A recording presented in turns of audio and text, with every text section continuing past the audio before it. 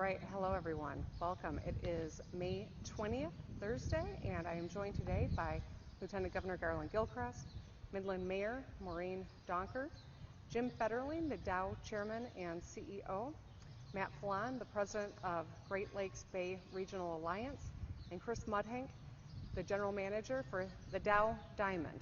We are so happy to be here today.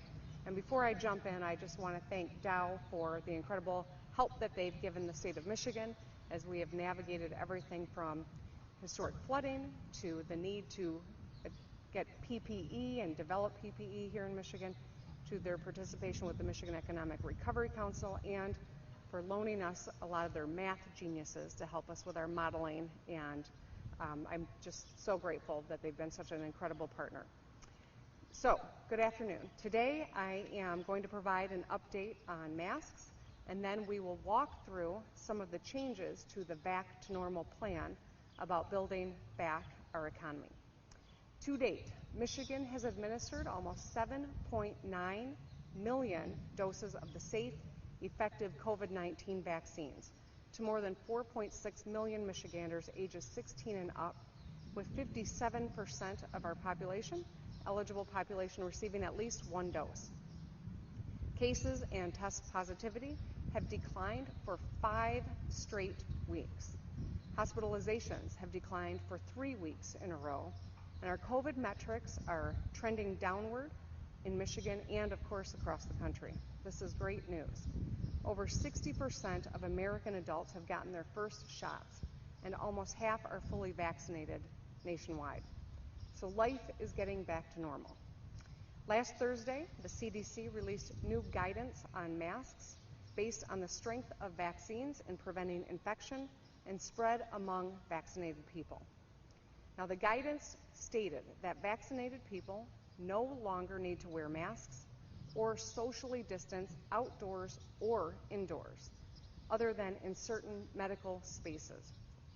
We have adjusted our mask policy to match the CDC recommendation. So now, in Michigan, fully vaccinated people no longer need to wear a mask, outdoors or indoors, unless required by their work or business. And our recovery continues to pick up steam.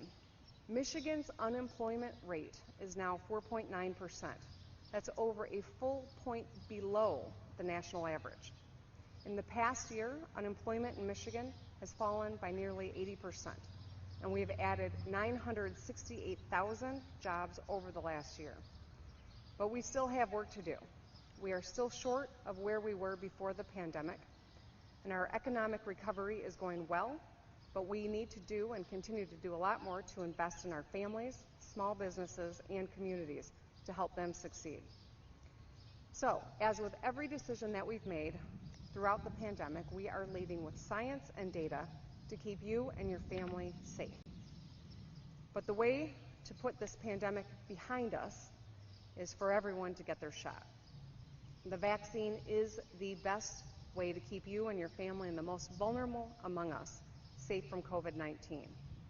Recently, the Pfizer vaccine, manufactured right here in Michigan, was authorized for children ages 12 to 16.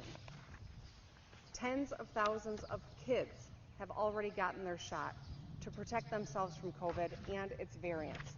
And I encourage all parents with kids in that age range to speak to your doctors about this vaccine.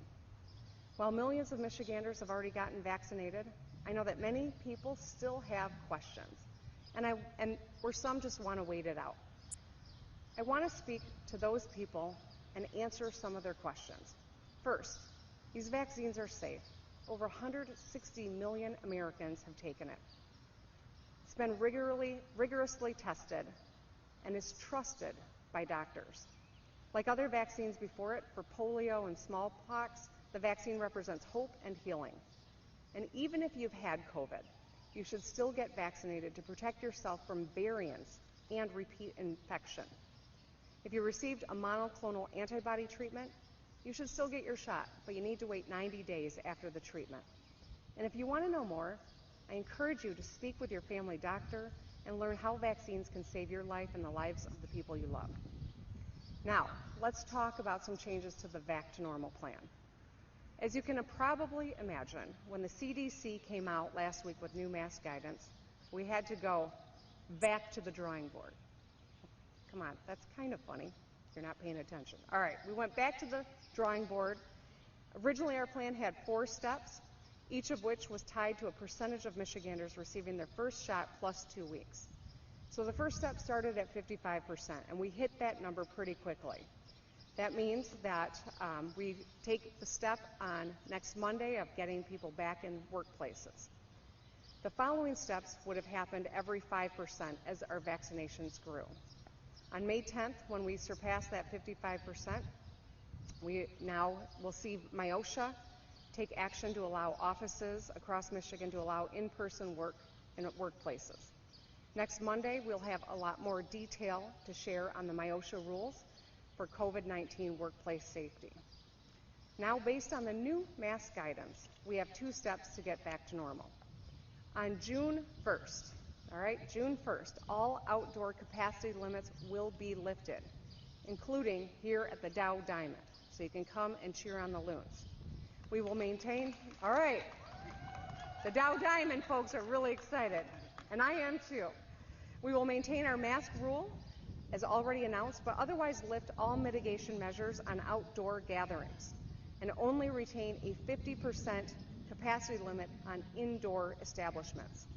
That means that an indoor social gathering like a wedding or a funeral or a conference or a graduation party will be allowed to resume at 50% capacity through the month of June. In June, people who are not yet fully vaccinated are required to continue to mask up when they are indoors. MDHHS will officially release the updated order on Monday, so you can check it out then. On July 1, that is when we will take our final step. We will lift the broad mask and gatherings order and will no longer impose broad mitigation measures during the pandemic, unless, of course, unanticipated circumstances arise. We do not expect that to happen. We look at this as the last moment of these types of orders. We will be able to sing at church, dance at weddings, cheer at games, hug each other, and laugh together. I know that that is welcome news to so many. We may have one or more targeted orders in place to protect vulnerable populations, but for the most part, life will be back to normal, and we can have the kind of Independence Day we're all looking forward to. After a year of living with COVID and with masks and distancing and hand washing, I know how jarring any change to our daily lives feel. In this time of transition, I'm asking that people extend one another a little bit of grace. As we return to normal, we should remember that tough times don't last, but tough people do. We've gotten through this pandemic because of each other, because of our fellow Michiganders. As daily routines start to look more normal, we should recognize that everyone processes change at different speeds and in different ways. And so for the next few weeks and possibly months, some Michiganders will feel safer with a mask, even if they've been vaccinated, and that's okay. Other Michiganders who may have been vaccinated are ready to go mask-free, and that's okay too. Either way, there should be no shaming or guilt tripping. Instead, I encourage people to have a conversation with their family doctor about the safe, effective vaccines. Ask your questions and learn more about how incredible they are and how they can help us get back to normal. So personally, since I am 2 weeks past my second dose, I'm going mask-free because I know it's safe for my family and for me and those around me. We should trust one another to make choices that are best for us. On July 1st, the broad mask rule will be lifted. But I want to be clear about the fact that businesses and workplaces are well within their rights to require masks as patrons go in. So let's give them our support as they navigate what's best for them and their workforce and their patrons.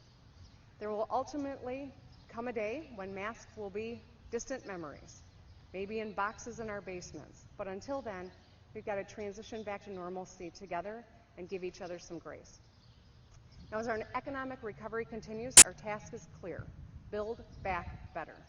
Right now, we have an opportunity to make transformative investments in Michigan's fundamentals, in our schools, our small businesses, and our communities. We have over $1 billion in federal COVID relief funds sent to us by the Trump administration. You heard that right. Last year, they sent it to us, and they're still awaiting action in the legislature. I want to thank Midland Senator Stamas and our Appropriates Chair for helping get dollars out the door for Michiganders, and I look forward to continuing our partnership to do just that. We also have billions headed our way under President Biden's American Rescue Plan, which includes $5.7 billion to the state of Michigan, $4.4 billion to local governments, and $3.9 billion to Michigan schools. We need to think big right now. Think outside the box. If we use these resources effectively, we can create thousands of good-paying jobs for Michiganders and put us on a path to prosperity that far outlasts our recovery from COVID.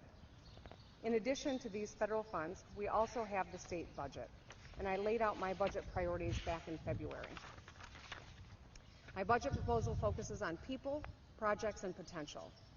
Largest investment in K-12 education in our history without raising taxes. Invest $370 million to lower child care costs, in some cases down to zero for 150,000 Michigan families. Beefs up the Michigan Reconnect and Futures for Frontliners. Puts $300 million toward fixing bridges. $290 million in the My Clean Water Plan to build up water infrastructure and create thousands of good-paying jobs. So to meet this moment, we have to work together in a civil, bipartisan way. We've got to get these billions in aid out the door for Michiganders now. Our jobs numbers are heading in the right direction, and we still have work to do to get back to our pre-pandemic levels of employment and beyond. I look forward to getting these budgets done and spending these federal dollars in the smartest way to benefit all Michiganders. In the weeks and months ahead, as we emerge from this pandemic, my administration will double down on the kitchen table issues that have guided our agenda from day one. A great education for every Michigan child, better paying jobs and path to education and skills, clean air and water, reliable roads and bridges, and much more. I am excited about the opportunity in front of us, and I'll continue to work to make sure we realize our potential. So with that, thank you. I'm going to hand it over to the Lieutenant Governor, and then we'll go from there. Thanks.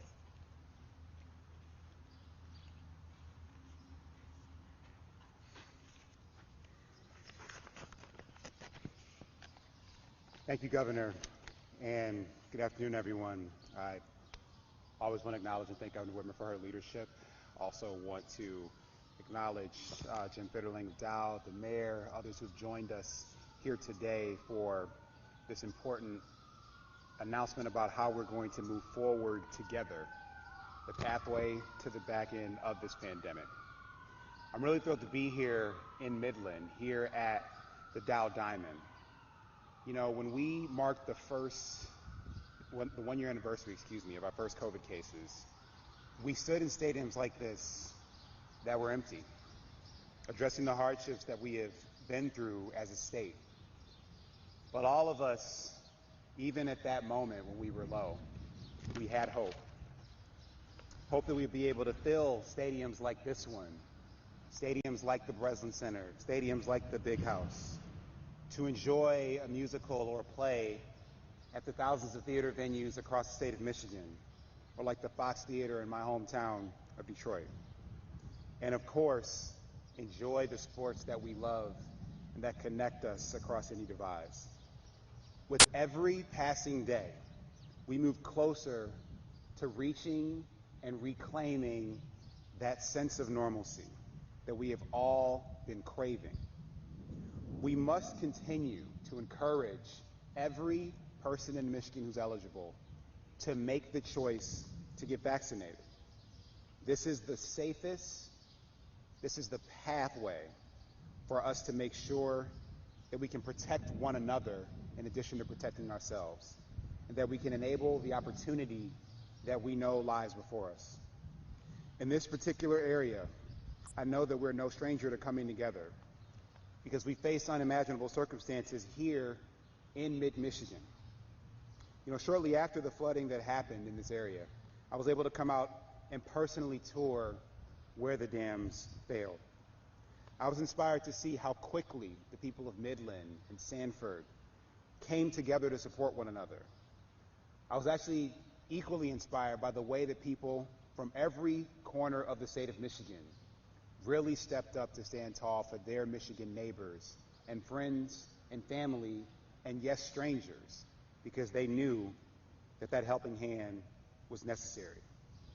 I've also visited Sanford Park for a cleanup project and toured the M30 bridge that was rebuilt in partnership with community and with the Michigan Department of Transportation.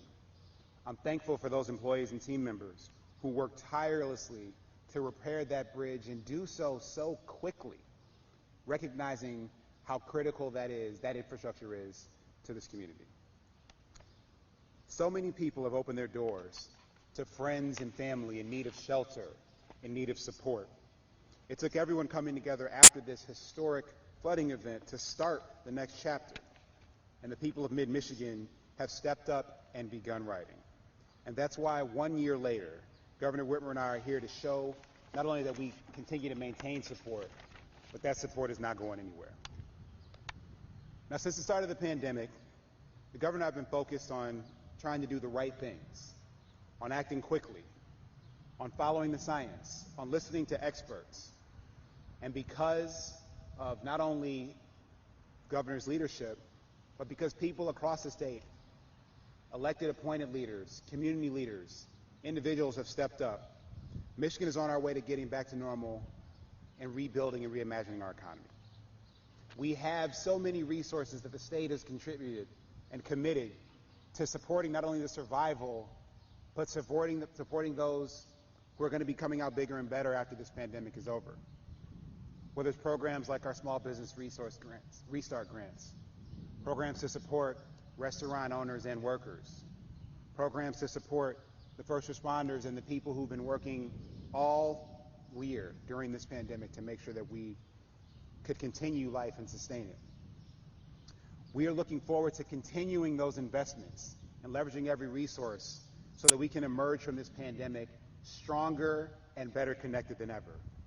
We'll leverage all of the resources of state government to rebuild this economy back better, harnessing every economic tool at our disposal and working with leaders in government, leaders in the private sector, and beyond to create an environment where entrepreneurs, where people with ideas, no matter where they live in Michigan, can bring those ideas forward into reality to create good-paying jobs and opportunities for all Michiganders. Just yesterday, we saw how Michigan's economy is moving forward, as our unemployment rate is lower than the national average. We've added jobs for 3 consecutive months. 968,000 jobs have been added over the past year. That is real progress. Progress toward getting Michiganders and our economy back to normal.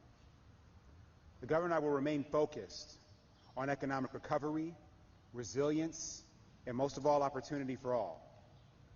But one of the most important steps, which we cannot reiterate enough, is making the choice to get vaccinated. Since I last spoke with the press corps, I've had a chance to receive my second dose in Flint, Michigan. Proud now to be counted amongst the people who have gotten both shots. This is our best shot to be free from this pandemic and the quickest way to getting our country and our communities back to where we want them to be, where we can hug one another, we can get back to work, we can go to restaurants, we can send our kids to school, to play sports without the thought and the fears that we've all had to live with.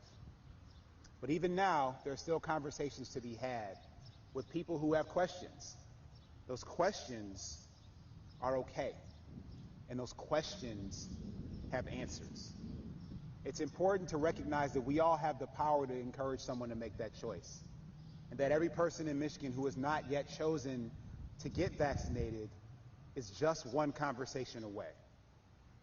That's why we formed the Protect Michigan Commission, to connect people with the information and resources from credible sources that they could trust, from community resources that people have relationships with and have had so for generations, to use that credibility to demonstrate the credibility of the vaccine. And this effort has required the biggest, broadest coalition of leaders for anything we faced in Michigan.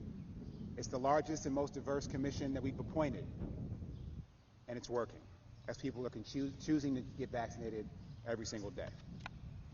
So I want to challenge Michiganders, especially those who have already gotten at least one vaccine dose, to talk about your experience, to let people know whether you had questions, whether it took a little convincing to get you to that decision point.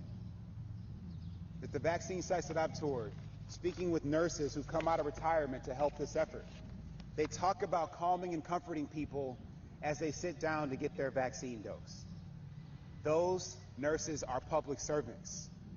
They are heroes and miracle workers because they are helping people get back to normal.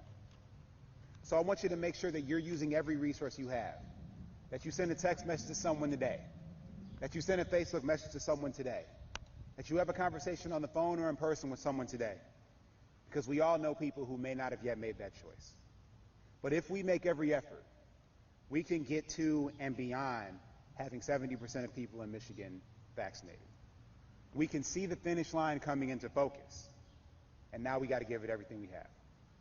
This is essential, and it's the most important choice that people in Michigan can make right now.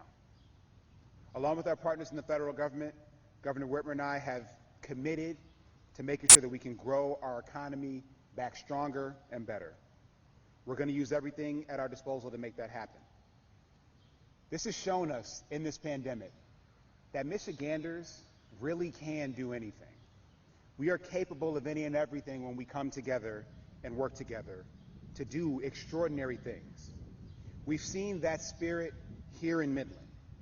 In a matter of hours, this community came together to start recovering from a once-in-500-year flood, to mobilize and evacuate to safety tens of thousands of people with not a single casualty.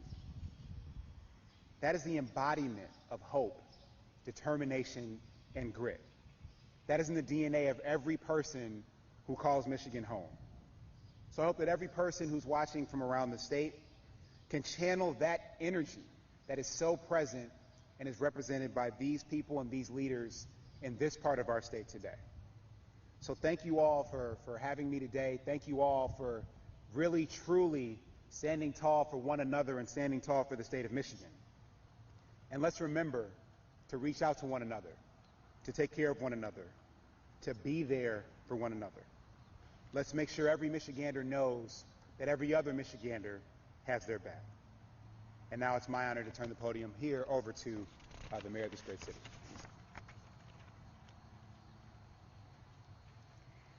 Hello. I think our Lieutenant Governor just did a wonderful job telling our story. And I wanted to take this opportunity, though, to thank our governor and her team for coming here today to check on us. A year after we went into this catastrophic disaster. And I also want to say thank you for being there for us a year ago as we were trying to figure out how we were going to respond to this. I think what you see is a wonderful example of the grit that we have as a community. We have come a long way in that last year. This is a wonderful example of neighbor helping neighbor, of family, friends, and yes, as the Lieutenant Governor said, even strangers coming from across the state in our country to help us. For us, we feel that we truly are the kind of community that everyone would want to live in. And I have to say, after seeing the response that we got from our state and country, it was really very humbling for us to see how we help one another as a state and as a country. We've come a long way in this year, and we have a long way yet to go. But hearing that we're going to be opening up even more is so important to us as we go through this recovery. We are looking forward to moving forward, but it's going to take us some time. But I know that we can do it.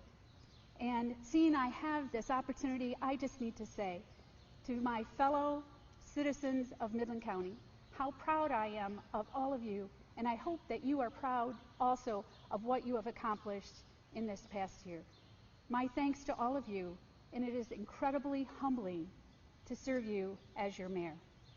So now it is my opportunity to introduce to you Jim Fitterling, our wonderful president and CEO of Dow, and one of the organizations that was incredibly important in this recovery effort. Jim?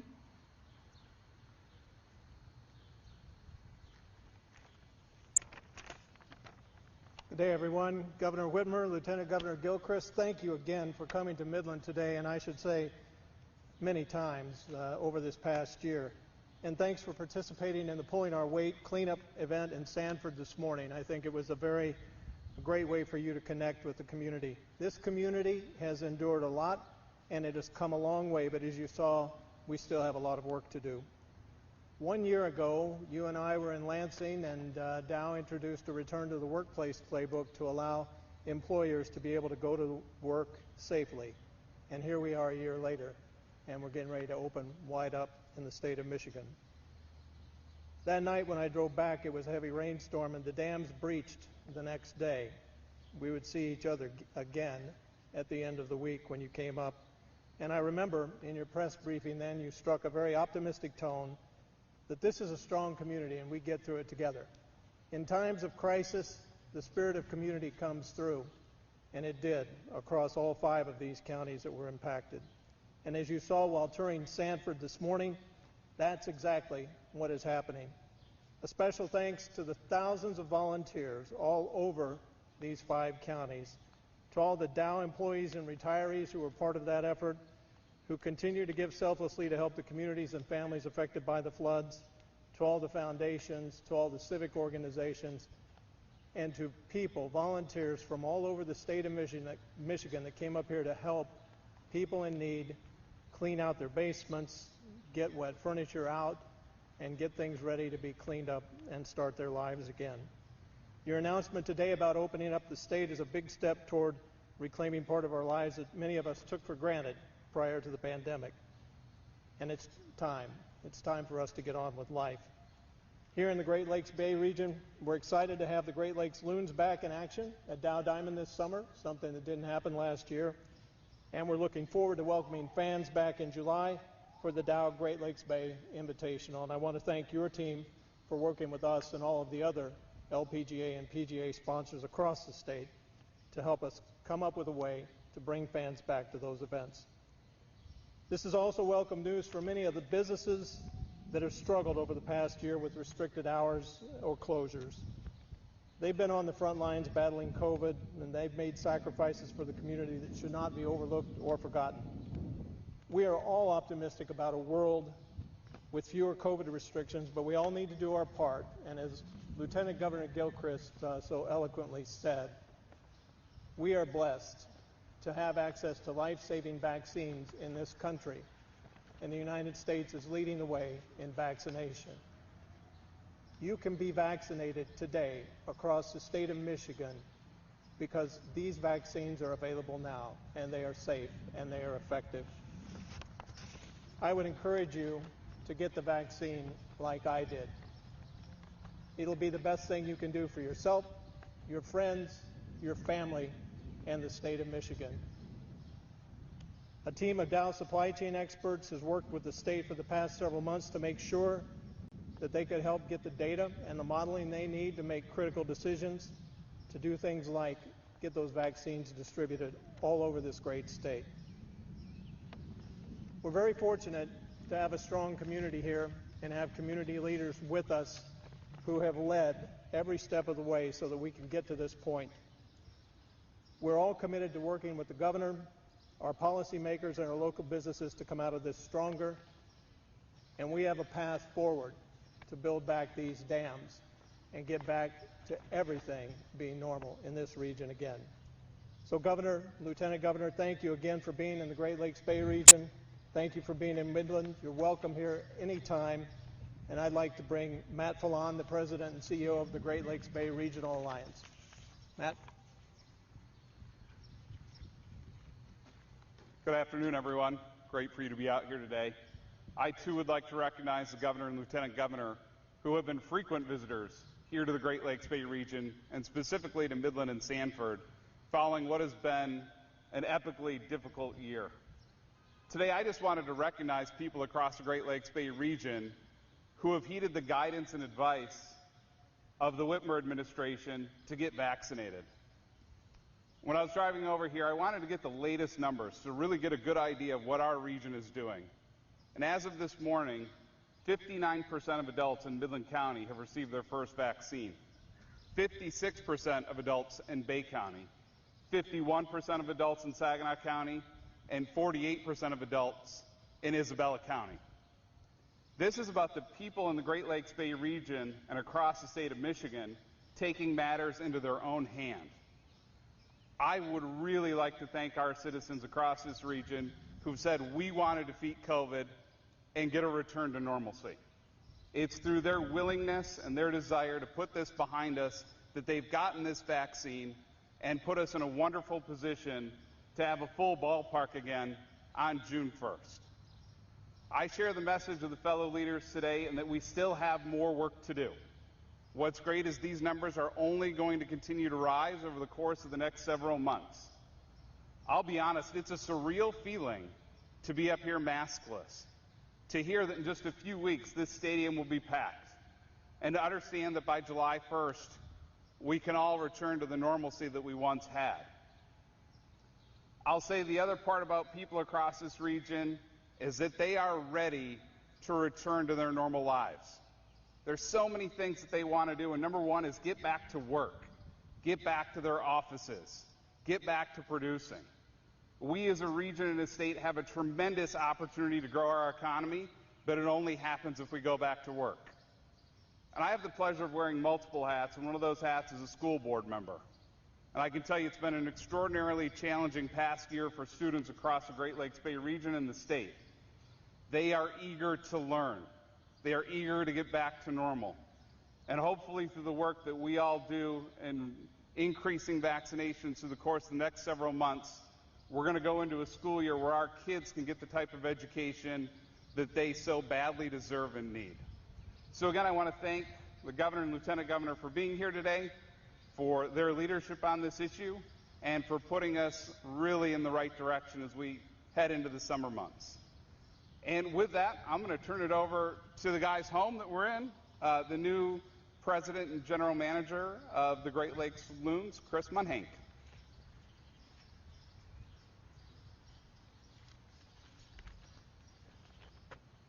Thank you, Matt. On behalf of the entire Loons organization, the Los Angeles Dodgers, Major League and Minor League Baseball, welcome to beautiful Dow Diamond. We're thrilled to share this extraordinary day with you all, and a day that's not just extraordinary for the Loons and our incredible fans, but every outdoor entertainment venue in the great state of Michigan. 429 days ago, on March 16, 2020, our community stepped into the batter's box and encountered an opponent we had never seen before, and one that we thought could only exist in textbooks. The COVID pandemic forced us to make tough decisions and put our lives on hold so we could keep our friends, our families, our colleagues, and even strangers safe from an opponent that we could not see. We traded bleachers for couches, catcher's masks for face masks, and live sports and entertainment for binge-watching TV. From Sherman Field in Houghton to Comerica Park in Detroit, from LMCU Ballpark in Grand Rapids to Dow Diamond here in Midland. Sports fans from all across our state put their fandom and rivalries aside and came together as one team, Team Michigan. And today, we have won the game. The list of people to thank for getting us to this moment is long, but every single one of you deserves our sincerest thanks and gratitude for your leadership, dedication, and perseverance over the past 14 months. To Governor Whitmer and her team, thank you for your leadership, poise, and professionalism through every tough decision made to keep Michiganders safe. To sports fans all across the state, thank you for supporting your hometown teams, even when you could not attend a game. Your unwavering support during this challenging time has helped ensure the field lights stay on and your teams remain a pillar in your community. Our sports teams are so excited to be welcoming back full crowds to our facilities once again. For our players to once again hear the roar of the crowd, and for our staffs to rekindle valued friendships with our fans. To my fellow Michiganders, thank you for doing your part to keep each other safe. When asked, you stayed at home, you masked up, you got vaccinated. And now we can come together once again. Lastly, the greatest thanks to our frontline and service essential workers, to the healthcare workers in our hospitals, the grocery store workers that kept our shelves stocked around the clock, the teachers who never gave up on educating our children, and everyone in between. We will forever be indebted to you. Your bravery and sacrifices are the reason we are all here today. I could not be prouder to call the great state of Michigan home. We are Michiganders. We are resilient. We are back. And together, we are going to be better than ever. Thank you.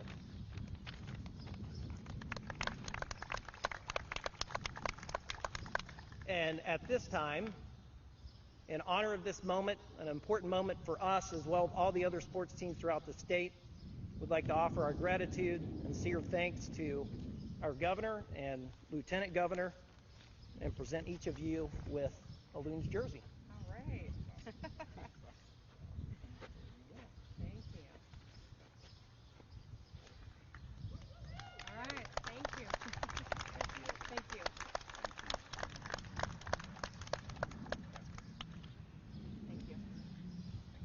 Well, thank you. I am so grateful for all of the participants today and the incredible work that is happening in Sanford to go and help a little bit of the cleanup and to take a tour with Dolores in Sanford and walk through the town. And with Jim, I mean, it's just really heartwarming to see how a community can come together after all these crises that converge. So it's always inspirational to come to this part of the state. So let's jump in. Eric, I'm going to call on you first because you laughed at my joke earlier. So far, my Back to Normal plan was a way of using vaccines as an incentive, or using the reopening as an incentive to get vaccines. Now, with that not being tied to those metrics, what are your confidence that we still get to 70%, and what happens if we never get to 70%? Well, I'm hopeful that we get to 70%. You know, the more people they get vaccinated, the better for all of our sake. And here's why. When this virus continues to spread, it can mutate. And at some point, maybe there will be a mutation that our vaccines aren't as good against. And that's why getting more people vaccinated is good for everyone. So our efforts to do that are not stopping. In fact, we are doing more mobile units than ever, getting to people where they are.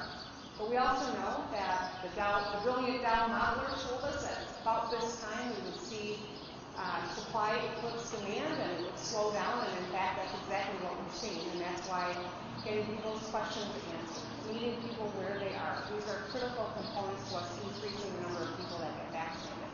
I also want to encourage people who are not vaccinated. I mean, the rule is if you're indoors, you need to wear your mask. That falls away July 1st. It is still going to be the smartest policy to stay safe if you are someone who is not vaccinated to mask up when you're indoors, especially with people from outside your household.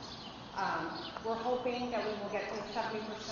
We've got a lot of partners, whether it's health systems or employers, who are working with us to do just that. But at this point, we know the CDC kind of changed the landscape. It was a little bit of a surprise. Good news, to be sure, but we had to recalibrate our plan, and that's what I think you see. Now, I've got a lot of calls from people who say, can we have $1 million raffle like they're doing in Ohio? Trust me, I've heard a lot of people are interested in that. Michigan law precludes us from doing that, but we are investigating if there are additional ways that we can but the most powerful reason is because it'll keep you safe, it'll keep your loved ones safe, and it'll help us all have confidence as well. Yes?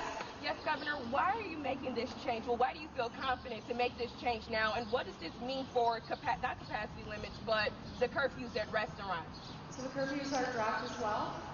What we know is that when the CDC came out with this new rule, they have confidence that the science bears out that if you are vaccinated, you are safe to go without a mask in all places.